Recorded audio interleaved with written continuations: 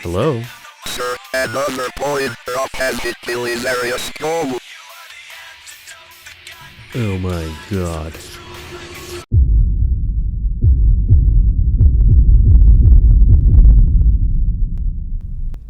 Ladies and gentlemen, the Archmagos Dominus of the Mechanicus, the schizo multi-personality cyborg, the fabricator of GW's most prized possession, the creator of the Primaris, our very epic hero, Belisarius Cawl. Not the hero we deserve, but the hero we have. Cawl is unfortunately a bit of a brown note in the lexicon of heroes as far as tabletop minis go, boasting such high importance across the Imperium but barely resembling anything more than 8 Skitaris stacked on a wider base. Lore-wise, Cawl is pretty fucking neat. Predating the Imperium and at odds with the dogma of hating innovation, as Cawl does believe in advancement rather than ritualistically maintaining everything. Cawl also brought forth the Primaris Marines into the galaxy. Somehow, 10k years of manufacturing something to this scale doesn't make you less heretical because you made a mini you for the Imperium's Golden Boy. Make it make sense? If there's one thing Cawl can boast from the rest of our army, it's his rather obscene durability, at least in comparison to our paper skin and glass bones across the army. Cawl has a movement of 8, toughness 8, 2+ save with a 4+ invuln save, 10 wounds, 6 leadership, and an OC of 3. Cawl also has the rather strange and funky caveat of being able to move through walls even though he has the monster keyword. I suppose he's properly oiled and anointed to shimmy through cracks. His ranged forte is his solar atomizer, nicknamed the Sunray of Friendship, being a close range 18-inch weapon with D3 attacks, +2 ballistic skill, 14 strength, AP -4, and damage 3, being one of the deadlier weapons in our arsenal. This weapon, of course, is hindered with its low volume of attacks, slightly compensated with having the blast keyword, and even more potent at half range with melt to D3, allowing this to spike to a max of 6 damage per shot. His melee front is not bad either, a flurry of attacks with various profiles, able to be pretty dangerous with boosts such as the Conquer Doctrina, giving him AP 1. His main melee weapon is his Omniscient Axe, which has 4 attacks, weapon skill 2, strength 8, AP -2, and damage 2. His extra attack profiles include his Mechadendrite Hive having 2d6 attacks, weapon skill 3+, strength 4, AP 0, and damage 1. And his last melee profile is the Arc Scourge, being 4 attacks, strength 5, AP -1, and damage 1 as well. It's worth noting that Cawl seems to be the better choice in Conquer Doctrina to push his Mechadendrites with weapon skill 2+ and having -1 AP, the Arc Scourge to -2 AP, and his Axe to -3 AP. He seems to benefit more from his melee than his ranged, as it's where a bulk of his damage comes from, if any at all. Cawl does have more to offer, however, than just his melee. As we all know, every epic hero is suited with auras that allow them to shift the tide of battle in a meaningful way. That's true here, right? Please tell me that's true here. Cawl has the ability Canticles of the Omnissiah, a callback to our former army rule in past editions. At the start of the battle round, you select one of 3 modes that he will have from the start of the battle round to the next round. Invocation of Machine Vengeance is a 6-inch aura that allows friendly Mechanicus units within the aura to reroll any hit roll of 1. Talk about a substantial downgrade. Friendship ended with Cawl, now Abaddon is my new best friend. Now, it's not entirely useless, but re-rolling hits of 1 seems to be rather underwhelming when we increased our ballistic skill in this edition. But at least it offers the possibility of increased accuracy outside of any respective Doctrina. And while he can grant anything rerolls within 6, it's difficult to have a big board presence with him to tag as many things as possible, or to double down into a Castle style list with such an underwhelming buff that only rerolls hits to 1. Shroud Psalm is a 6-inch aura that grants any unit in it targeted by a ranged attack the benefit of cover.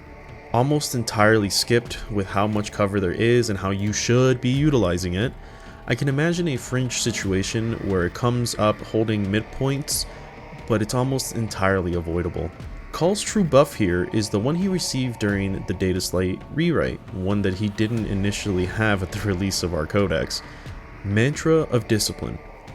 Cawl gains the battle line keyword as well as a 6-inch aura to add +1 to any leadership or battle shock tests.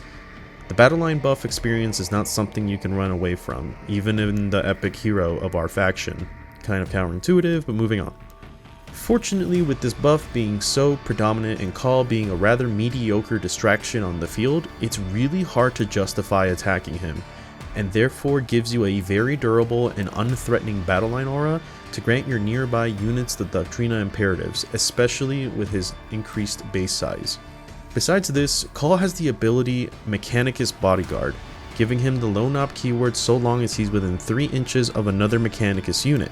This continues to make the point that Cawl is really hard to remove, and can be a pretty good bully to melee units while being immune to ranged attacks from outside of Lone Op range.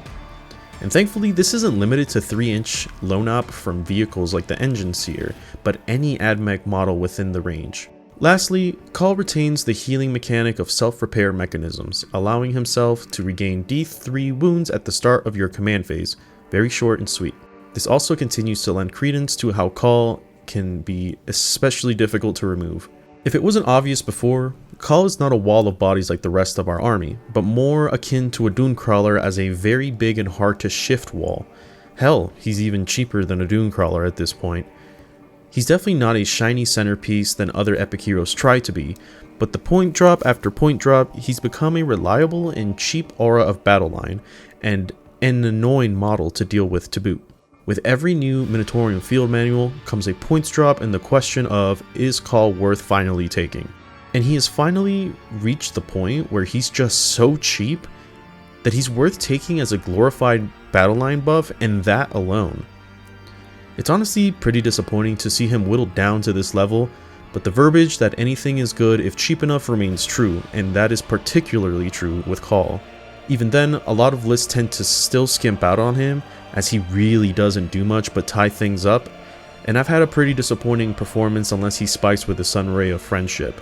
Personally, I didn't want to paint another 10-man Skitarii block. I'd rather have a Mortal Kombat X-Ray performed on me than to have to paint another rib cable. And so, Cawl is a good substitute for the mandatory Skitarii tags that a lot of our lists have if you already have one built and painted. Sadly, Cawl will probably never see the glory he once held in previous editions, and Fabius Bile has basically taken his place with re-rolling the buffs from the table, similar to our old Canticles. It's really unfortunate too, because Cawl could be a rather powerful and expensive piece to build around to take us out of the rut of cheap and expensive models by filling in more points in lists and buffing power without having to rewrite various datasheets across the army. As we know, our army has some rather underwhelming stats. Cawl could be a really nice conduit to make those a little bit more threatening without having to rewrite datasheet after datasheet. Similar to how Castellan robots or breachers are expensively priced in conjunction to everything else, that it's a great way to fill your list without having to add yet another 5 to 10 block Skitarii unit of various spices. GW instead has decided to lower his points and keep him rather mediocre, and thus our fate continues. At least he looks cool as fuck. A thank you to all my patrons at the Engine Seer tiers, and a special thank you to the fabricators at 3x01, Benjamin Pegler, Sig Lawson Jr., Dr. Jones, Makito, Sekartor, Snoofalufagus, and Tech Priest Thorns. Thank you so much. Mwah. Love you. Mwah. Check out the Twitch streams. We stream on Twitch every once in a while whenever I'm not chronically asleep or at work. We play janky sort of competitive lists and we fuck up all the rules. Twitch.tv/Omnipulus. Thanks.